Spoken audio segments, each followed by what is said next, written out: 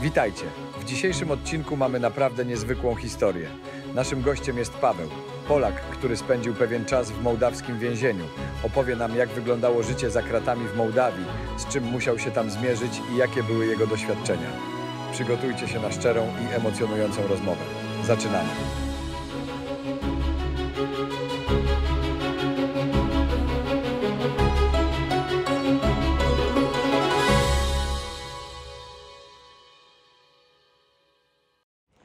Siemanko, witam Was serdecznie w czwartym odcinku ze 100, które chcę zrobić podczas tej podróży. Wróciłem do Mołdawii, do Kiszyniowa. Jeśli jeszcze nie widziałeś poprzednich odcinków, to pamiętaj, że to jest numer 4. Czekają Cię odcinki. Pierwszy właśnie stąd, jak zacząłem swoją podróż. Drugi z Naddniestrza.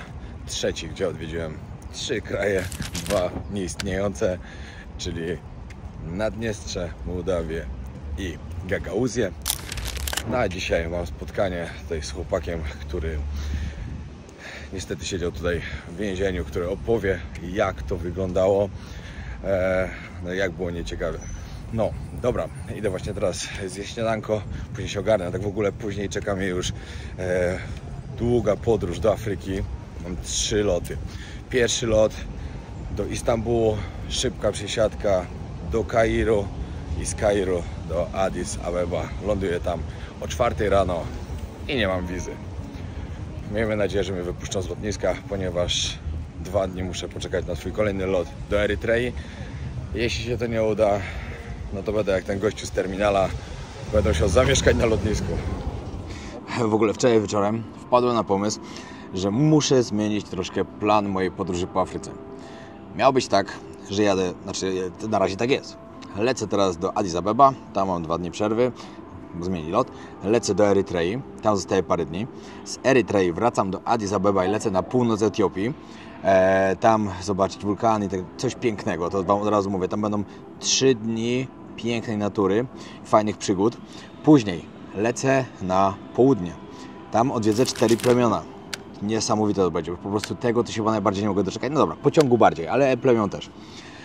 I stamtąd miałem lecieć do Libii. Na wizę dalej czekam, ale to tam się czeka po prostu długo, ale po 3 tygodniach powinienem dostać. Ale, że do Libii i do Tunezji nie mogę wziąć drona, to stwierdziłem, że polecę najpierw zrobić pociąg, czyli polecę do Mauretanii, tam zostanę parę dni, zrobię ten pociąg z rudą żelaza, super przygoda i stamtąd polecę albo do Libii i Tunezji, albo Tunezji i Libii. To się jeszcze wszystko okaże. Ale w Mauretanii muszę wysłać mojego drona do Polski, żeby Ala go zabrała na Alaskę. No i niestety tak jest. Znaczy nie jest niestety. No, mi to tam nie robi różnicy, szczerze mówiąc. Tylko ze względu na to, że jakbym poleciał najpierw do Libii i do Tunezji, nie miałbym już drona, wtedy w Mauretanii. A ja w Mauretanii chcę mieć drona. A ja już w hostelu z powrotem właśnie biorę się za pakowanko rzeczy, suple zjedzone. O, właśnie, co do supli. Ważna sprawa. Robię coś takiego, że można zgarnąć ode mnie udział w obozie Nagmoy Camp w styczniu. Na Instagramie, jak ktoś tam widział, to widział. A jeśli ktoś już zrobił i ktoś chce spróbować swoich sił, to pamiętajcie o tym, żeby wysłać mi te filmiki na Instagramie, wiadomości prywatnej też, żebym wiedział, że chcecie spróbować dostać obóz ode mnie lub 20 innych osób dostać suplementy wojownika. A jeśli ktoś nie wie, o co chodzi, to zapraszam na Instagrama, tam możecie sprawdzić, bo napiszcie do mnie, to Wam podeślę Wam rolkę. No, to jest dla osób właśnie, które już zakupiły suple wojownika. Takie coś mogą dostać ode mnie. Jeszcze zapakowanie, jadę się spotkać z Pawłem, później ruszam na lotnisko. A, jeszcze ważne to, ludzie pytali, jak w ogóle jest w hostelach, czy w hostelach jest bezpiecznie, czy w hostelach nie kradną i tak dalej. To pamiętajcie, jak wybieracie sobie hostel zawsze, pamiętajcie o tym najważniejsze rzeczy. Szafka, żeby była. Mi nigdy nic nie ukradli i nie znam nikogo, żeby komukolwiek coś ukradli w hostelu, bo przeważnie, czasem się zdarza tak, że nie ma szafek w pokojach. Zostawiacie rzeczy po prostu na łóżku. Ale nigdy nic mi nie zginęło. A podróżuję już od wielu lat i nigdy nic się nie stało. Byłem w setkach hosteli. Zawsze było ok. Ale dla mnie, przy moim doświadczeniu, zawsze lubię mieć szafkę i zawsze lubię mieć kotarkę. Po prostu się zasuwacie, przeważnie tam macie jeszcze lampkę, jest gniazdko albo 2 i jesteście tak całkowicie oddzieleni. I to jest idealne. I co jeszcze ważne, żeby mieć w hostelu? Stopery do uszu. Zdarza się tak, że macie kogoś, kto chrapie. Zdarza się, że ktoś po prostu nie potrafi się zachować, bo bardzo często się tak zdarza, że ktoś się nie potrafi zachować. Musicie wiedzieć o tych podstawowych rzeczach. Hostele są naprawdę świetne. Ja jak podróżuję, 100 razy bardziej wolę spać w hostelu niż w hotelu, bo w hostelu zawsze kogoś poznacie, zawsze się coś dzieje, ludzie się przewijają, ktoś ma jakieś ciekawe historie i to jest znakomite. A w hotelu zamykacie się w pokoju i was nie ma. I tak to wygląda. Taka jest prawda. Także jeśli podróżujecie z plecakiem, podróżujecie sami na własną rękę, chcecie poznawać ludzi, śpijcie w hostelu. No i dobra, jest ze mną Paweł. Siemanko. Paweł z Polski oczywiście. Paweł tutaj siedział w więzieniu i opowie zaraz, jak to wyglądało, żebyście mieli obraz na to, jak nieciekawie było. Dobra, zacznijmy od tego. Powiedz, jak wyglądały pierwsze dni, albo od zatrzymania, jak wyglądało w ogóle? No to sytuacja wyglądała następująco. Jak przyleciałem z Istambułu do Kiszyniowa, to od razu jak dałem pani na kontroli granicznej paszport, przyłożyła go do tego skanera, no i od razu wyświetliła się jej tam na jakiś dziwny kolor, spojrzała na mnie, takie wielkie oczy zrobiła, no i zadzwoniła po kolegów. Koledzy przyszli i powiedzieli, pожалуйста, z nami. No i poszedłem z nimi. Poczekałem sobie tam na lotnisku na takim, nie wiem, w jakimś tam pomieszczeniu. Normalnym, nie jakiejś tam celi czy czymś. Nie wiem, tam po 2 czy 3 godzinach przyjechała policja z tym nakazem zatrzymania z Interpolu. No i wzięli mnie na komisariat. Na komisariat przyjechał adwokat, którego wydzwonili dla mnie koledzy. No i co, tam spisali jakieś protokoły, no przedstawili mi ten europejski nakaz zatrzymania, ten Interpol, pierdoły. No i zawieźli mnie na dołek tutaj, nie? Tu dołek, powiem ci, że taki jak ze środków Unii Europejskiej zrobiony. No, ale Elegancko. więzienie już inaczej wyglądało, Ale- to zdecydowanie inaczej. Ale no więzienie, tak na początku jak wjeżdżasz i nie masz pieniędzy, no to Meksyk, Tajlandia, No. 20 osób na 20 metrach kwadratowych. A jak na ziemi? Wszyscy spali? Nie było łóżek, co? Nie wiem, takie pozbijane, część na ziemi, a część na takim piętrze pozbijanym. No bo to 20 osób na 20 metrach kwadratowych to ciężko tam pomieścić, nie? Cały dzień zamknięty byłeś? Czy można było wychodzić? 23 godziny. Aha, no to 23 godziny i przez godzinę masz spacer. No toaleta, dziura w ziemi, zamiast czegokolwiek. No i tak sobie leżysz, nie dostajesz koca, nie dostajesz nic. Ale to należeliście całkowicie na... Były jakieś materace, czy Nie, beton? no tam jakieś, niektórzy mieli jakieś tam szmaty, czy jakiś tam pseudomaterac, tylko że to mówię, no to była taka przejściówka, że tak powiem, cela przejściowa. No i potem było przydziały do cel, kto jaką celę sobie kupi, nie? No właśnie, kto ile miał pieniędzy Kto dokładnie, ile tak? ma pieniędzy, w takich warunkach będzie siedział. A to, że jak ktoś nie miał w ogóle pieniędzy, no to No to przerąbane, co? To Totalnie. zostaje na takim czymś. Jedzenie, stary, ja siedzę, patrzę, oni przynoszą jedzenie. Wali tą łychą, wiesz, bo to pod celę ci przynoszą to jedzenie. Wali tą łychą na to platery. Ja od razu w ogóle nie wstawałem, bo wiedziałem, że w Polsce jest nie do zjedzenia, to co to będzie tutaj? No ale patrzę, gościu siedzi obok mnie, ja mu tak patrzę w tą michę, patrzę co on robi, a on wyciąga jakieś dzikuny z tego Oj. i odkłada na bok. Ja tak na niego patrzę i mówię, a to jest jakaś forma deseru na później? Czy co to ma Oj. być, nie? No i wiesz, no i on sobie je tą kaszę z robakami, a drugi sobie kuca nad dziurą w ziemi i wali kloca. I tak wiesz, jeden drugiemu w oczy patrzy i ja mówię, nie no, kultura, Nie. kultura. Ale to tak samo właśnie jak taki chłop opisywał, jak w Bangkoku siedział w więzieniu, to samo jak dostawałeś taką paćkę ryżową tylko w misce. No to taka właśnie paczka, tylko ta taka tylko kasza. Było, no, to tam było takie coś, że połowa z tego to było tak twarde jak kamienie, że normalnie zęby szło połamać normalnie. Nie no, No, stary brud. Ja po tych paru dniach, bo ja trafiłem jakoś tam w czwartek czy w piątek, no. w czwartek chyba. I mnie dopiero przenieśli w poniedziałek czy we wtorek. to ja tak przesiedziałem 4 czy tam 6 dni i to 0 toalety, 0 jedzenia. Leżysz na tej ziemi jak pies, wiesz, brudne to wszystko, stary. Otwierasz oczy, patrzysz, a tu kurwa armia karaluchów patrzy się tobie w oczy, wiesz. No właśnie, powiedz tą drugą stronę teraz. Co było po paru dniach, jak się ma już pieniądze i jak się to zmienia od razu? No po paru dniach zmienia się to diametralnie, no bo przyszedł po mnie klawisz, bomba, zmieniamy cele. No i poszedłem, mówię, kurwa, ciekawe gdzie mnie teraz zaprowadzą, kurwa.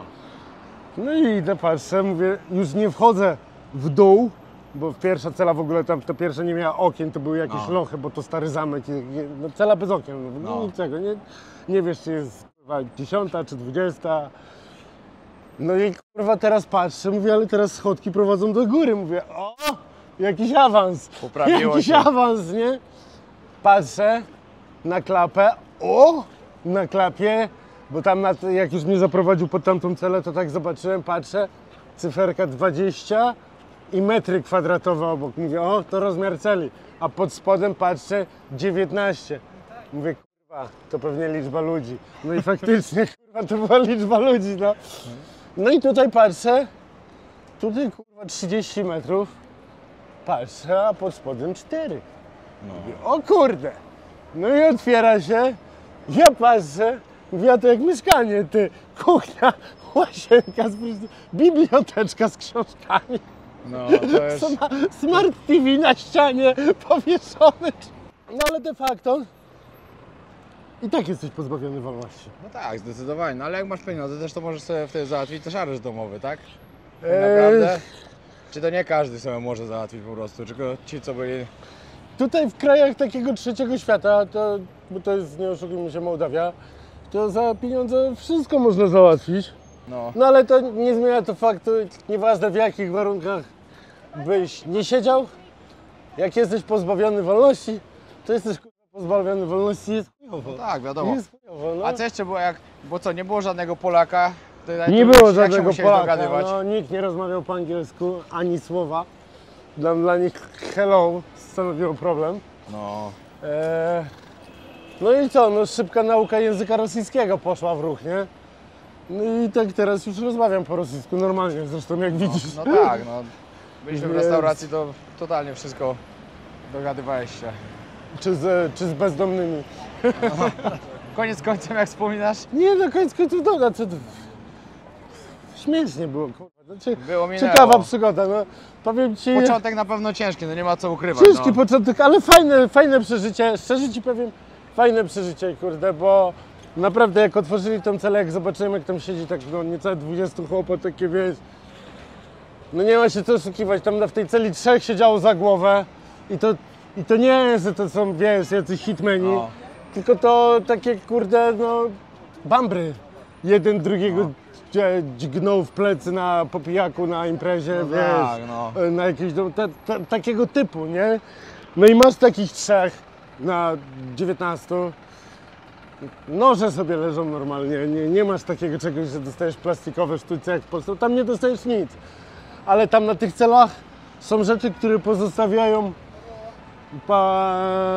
Poprzednie ludzie, życie. którzy wychodzą, nie? Tak, no. No i tam są normalne talerze szklane, normalne sztućce, normalny nóż kuchenny. No i idziesz sobie tak właśnie spać, kładziesz się, kurwa, patrzysz tak na nich, No i nigdy nie patrzysz na te noże. I tak, No. kurwa, no, fajnie jest, nie? A w ogóle, a działo się coś, były jakieś awantury? Czy raczej wszyscy się Imprezy były, tak. kurwa, piątek, sobota, człowieku. Tam jakoś mnie, tam na początku nie, tam w tej piwnicy, nie było imprez. Ale potem, jak mnie wzięli na wyższe piętra, to kurwa, człowieku, ja chcę spać, a tam sąsiedzi, kurwa, mi normalnie zakłócają ciszę nocną, człowieku. Woda się leje, muzyka napierdala. Mówię, kurwa, nieźle. No. To było wesoło, już na pewno. No, więc no, takie 2 całkiem różne światy. w jednym miejscu. Czyli wszystko po prostu zależało od pieniędzy. Jak miałeś, to jakoś się dało. Bez tego by było bardzo ciężko, tak? Ale moim zdaniem tu jest fajny system, bo tu nie chodzi o to, czy masz pieniądze, czy nie. Bo jak nie masz pieniędzy, No. to tak samo dalej rodzina może ci przynieść twój koc, twoją pościel, twoją poduszkę. Tutaj nie dostajesz nic, ale rodzina może ci przynieść wszystko. Rozumiesz? I to jest spoko, bo... Jedzenie też ci mogą przynosić? Tak, codziennie? jedzenie też. Ale codziennie czy raz na... A raz w tygodniu. Raz w Raz w tygodniu. tygodniu nieograniczoną ilość. Ja miałem przynajmniej Tak, nieograniczoną ilość i w sumie ja miałem nie raz w tygodniu. Ale normalnie jest raz w tygodniu i chyba nieograniczona ilość z tego co myślę. Tak, nieograniczona ilość, bo przynieśli do chłopaka w tej pierwszej celi, co siedziałem, taki Włoch siedział, No. to mu przynieśli normalnie takie dwie te rumuńskie torby. Jedzenia. Rzeczy, jedzenia, rzeczy.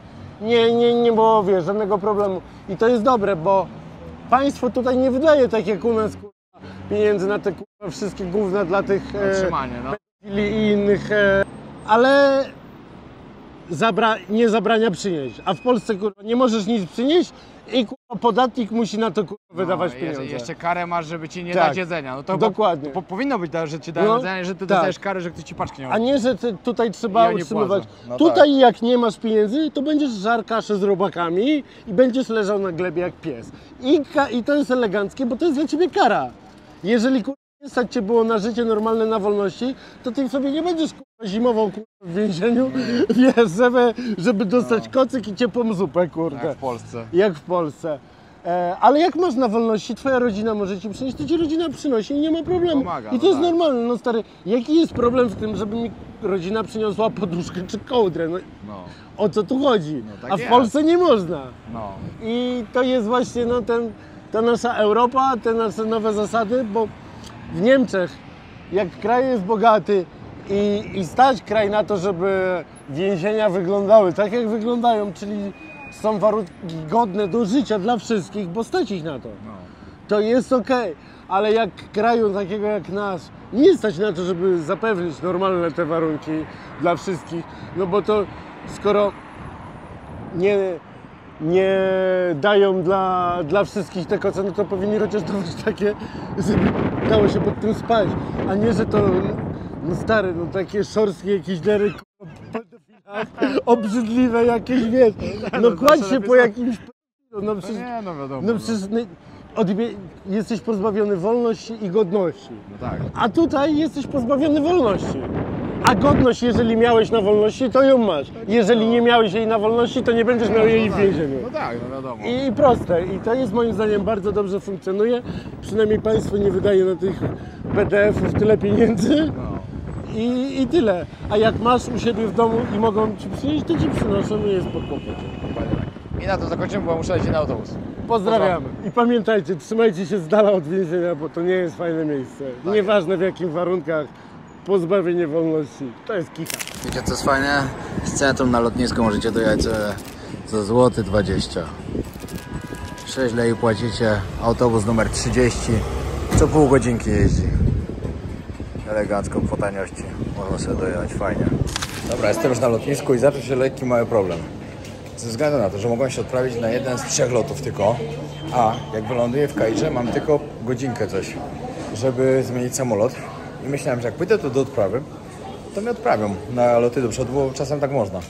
Okazało się, że nie. Mam nadzieję, że zdążę tam, bo jak nie zdążę, to przypadnie mi lot z Istambułu do Kairu i z Kairu do Addis Abeba. Magnesy kupione dla rodzinki z Phuket i dla rodziców. Jedynie je kupiłem w Naddniestrzu ze względu na to, że... Czekajcie, ja tu muszę iść. Ze względu na to, że na wszystkich był Putin. Stwierdziłem, dobra, nie kupuję. Właśnie zauważyłem, że mój lot jest opóźniony. Teraz zostało mi jeszcze mniej czasu, 20 minut jeszcze mniej w Kairze. Mam nadzieję, że nie zmieniam jeszcze, bo wtedy już nie zdążę na pewno. Za 5:15 mamy dalej w samolocie. W autobusie.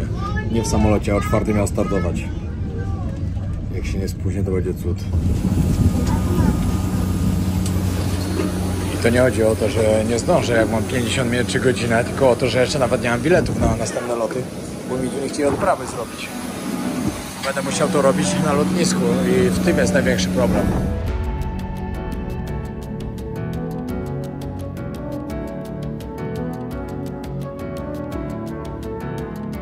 Wiecie, dlaczego lubię latać Turkish Airlines? Tak dobrego serwisu jak oni to mało kto ma. Mamy godzinny lot, godzinę 30 leci, jeszcze nam godzinka została. A podają normalnie jedzenie, kawkę możecie sobie zamówić. Wszystko jest elegancko. Także jak ktoś się będzie zastanawiał nad tą linią, spokojnie mogę polecić.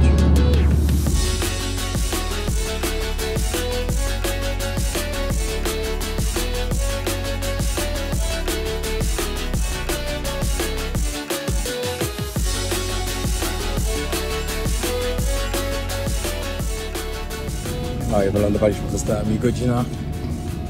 No ale jesteśmy dalej w samolocie, dalej jedziemy po pasie. Ciekawe jak długo zajmie wyjście. Kolejny 10 minut minęło, my dalej jedziemy. Zostało mi 50 do odlotu. Dobra, żarty się skończyły, muszę iść do obsługi, żeby mi pomogli się jakoś dostać, żeby odprawę zrobić. Wiecie, czy się uda? Ja siedzieli koło mnie akurat. Mam nadzieję, że się to uda, bo jak mi nie pomogą, nie ma szans, żebym przez bramki zrobił odprawę, popełnił, że są zamknięte i jeszcze wrócił. Tutaj kolejki zawsze są masakryczne na tym lotnisku. Ciężko to widzę. Najgorsze, że to nie była ta sama linia. Gdyby była ta sama, to jeszcze lód. Ale nie było. Chciałbym miał przez to przejść. To jest pół godziny stania jak nic. To będę musiał. To i tak nie ma szans już. No i zamknięty jest już. No i nie wiem, teraz dzwonią, zapytajcie, czy mogą jeszcze otworzyć i mnie odprawić. Ja, że mi to przypadnie, to jestem z 2000 w plecy. Ale pan dzwoni teraz, próbuje mi załatwić. Udało się.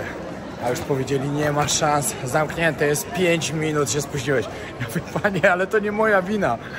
Tu Turkish Airlines się spóźnił 25 minut na lotnisku, stałem i jeszcze mieliśmy wylądować 15 minut przed czasem, to sobie krążył nad lotniskiem, to nie jest moja wina. Nie mogę tego stracić, bo stracę dużo pieniędzy, a ja muszę być jutro w Addis Abeba. No i zadzwonił, tam gadał. Masz bagaż? Tylko podręczny. Bilet powrotny? Mam. Dobra, załatwimy. Uff, całe szczęście. Także teraz szybko od razu opra i do bramki. Ja to czasem naprawdę uważam, że jestem w czepku urodzony. Jest tyle szczęścia. Nie wydawała, powiedziała więcej szczęścia niż rozumu. Ojej. No ale całe szczęście. Wiecie, słabo było stracić siano. Nie doleciałem tam dzisiaj. Jutro mam... Tam przejdzie jeszcze, zobaczymy, czy mnie wypuszczą z lotniska w ogóle, ale mam nadzieję, że mnie wypuszczą. No ale i tak, no... Lepiej być tam niż tu. Bo tam będę kombinował, żeby wyjść z lotniska, żeby nakręcić odcinek. A tu bym nic nie zrobił. Gdzieś stracony. Właśnie teraz zauważyłem, że mój lot stąd tutaj też jest o 25 minut opóźniony. Także zamknęli bramki, nie wpuściliby mnie, a i tak by był opóźniony lot. Gdzie to jest sens? Albo może dlatego mnie wpuścili, że jest opóźniony. Jedno z dwóch, na pewno. Mniejsza z tym, ważne, że jest to. I ktoś sobie powie, a przesadzasz. To ja wam powiem, jak? Dlaczego przesadzam? Wiecie, ile na razie kosztowały mnie loty, które kupiłem do pierwszych 3 krajów w Afryce? Żeby przylecieć tutaj 2300. Żeby z Addis Abeba dolecieć do Erytrei z powrotem 5200. W samej Etiopii kolejne loty 300, 300 i 300, czyli kolejny 1000. I później, jak będę chciał lecieć z Addis Abeba, jeszcze muszę do Addis Abeba wrócić, będzie pewnie kolejne 300 i stamtąd 3200, żeby dolecieć do Mauretanii. Bilety to jest po prostu kosmos. Na to, żeby dolecieć do tych 3 krajów, dobra, powiedzmy 4, to już pójdzie ponad 10 tysięcy, nawet ponad 11 tysięcy złotych. A później z Mauretanii muszę jeszcze dolecieć do Tunezji, później dolecieć do Libii, albo na odwrót i później polecieć na Alaskę. Czyli myślę, że jakieś ponad 20 tysięcy na pierwszy miesiąc samych lotów, nie moje. No dobra, teraz trzeba wziąć internet. Jest tak ogromne lotnisko, a internet musicie aplikować. To jest taka głupota, że po prostu trzeba... A, your ticket!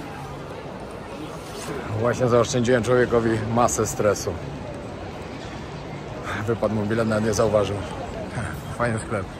Tak jakby walizki porobione na wyświetlaczach, znaczy na ekranach. W ogóle dlaczego co chwilę wiszą flagi tureckie? No to, że jesteśmy w Turcji to raz, ale one tu normalnie tak nie wiszą. Dzisiaj jest dzień zwycięstwa Ataturka. Nie wiem w jakiej bitwie, ale w jakiejś tam bardzo ważnej dla niej. To jest święto tutaj w Turcji. Jak ktoś w komentarzu może mi napisać dokładnie gdzie. Znaczy dobra, mogę sobie na gogach sprawdzić. Zaraz sobie sprawdzę w sumie. Ale w samolocie nam o tym mówili, że dzisiaj jest bardzo ważny dzień dla Turcji.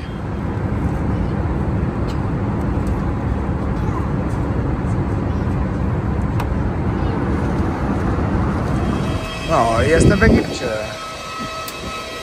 Musicie mi uwierzyć. Tam są piramidy. Serio. No, jestem w Kairze. Wszystko fajnie, sprawnie. No, przez to, że był opóźniony lot, mam też tutaj tylko godzinkę przerwy. I kolejny, trzeci. No i 45 minut. I latuje mój ostatni samolot na dzisiaj. Czyli do Addis Abeba, stolicy Etiopii. No i tam dolecę o 4 rano, czyli będę miał jakieś 4 godziny lotu. I co? Muszę gdzieś znaleźć jakieś miejsce. Mam nadzieję, że gdzieś będą jakieś fotele, gdzie będzie można się przespać jeszcze 5 godzin. Super by było. No ale zobaczymy. No i później będę się starał, żeby mnie wypuścili, tak wam mówiłem. No bo kurde, jak mi się to nie uda. Patrzyłem już na hotele. To gdzieś w centrum. No bez problemu, takie za 150 nawet z siłownią jest. Także całkiem spoko bym się wyspał. Trzymajcie kciuki, żeby się to udało.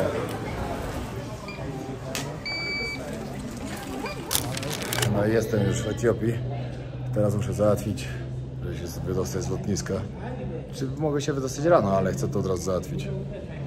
No i dobra, sprawa załatwiona. Jest tak, musiałem zapłacić $70.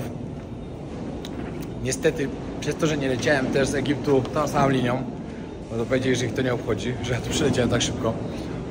Ale jak zapłaciłem $70, dali mi wizę, żebym wyjść, autobus do hotelu, hotel, śniadania, 2 w sumie będę miał i dzisiaj i jutro. No i mam, wiecie, to jest 5 rano, a mam hotel do jutra, do południa. Także super. Super wyszło, jadę do hotelu odpoczywać chwilę, a później na Miacho nagrać odcinek z Addis Abeba. Ale jestem dojechany. Spałem dzisiaj tylko, nie wiem, z 2 godziny może 3. Nie, 3 to nawet nie, bo lot miał 3,5. Nie spałem dość dużo, to 2 godziny spałem. Także przyjeżdżam do hotelu, śniadanko i do spania na parę godzin jeszcze. Dobra, okazało się jeszcze lepiej. Teraz patrzę na tą moją kartkę. Ja tu mam śniadanie, obiad i kolację w cenie. Się nie spodziewałem, że tu będzie tak zimno w ogóle. Musiałem bluzę założyć. I dalej jest zimno. Nie wiem ile jest stopni, pewnie z 15. No, przyszedł jakiś pan, powiedział, że mi zmieniają jednak na jeszcze inny hotel niż najpierw mi dali. Także zobaczymy. Czekaj, czy to ten sam co ostatnio.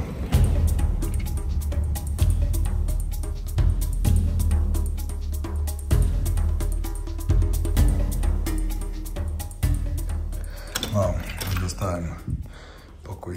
Inny hotel niż ostatnio. Ostatnio był zdecydowanie dużo lepszy. Także zamienili mi prawdopodobnie na gorszy z tego lepszego. No ale tam trudno. Byłem zobaczyć na śniadanie. Powiem wam, że pierwsze dni przestawić się do afrykańskiego jedzenia nie będzie lekko. To moja dzielnia.